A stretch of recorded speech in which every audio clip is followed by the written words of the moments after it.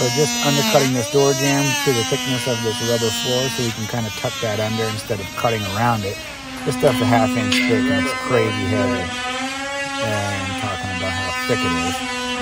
But as you can see, we have it all laid out, and we're preparing the floor.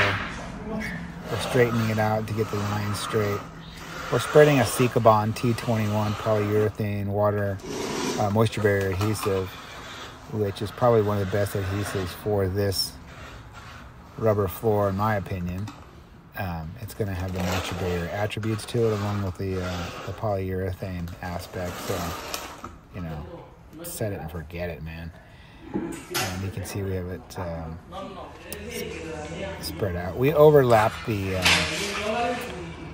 rubber floor seam about 1/8 inch so we can tuck it in rather than try and push it up to the seam.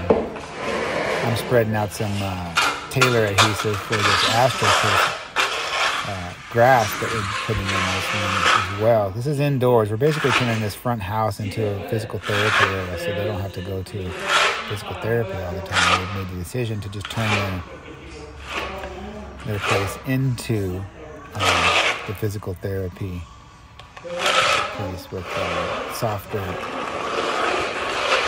products on the floor, with the rubber floor, and then obviously with the AstroTurf in one section of the house, which you'll see here shortly. As you can see, this is the one room, and we've married in the AstroTurf to the rubber floor, and that's it.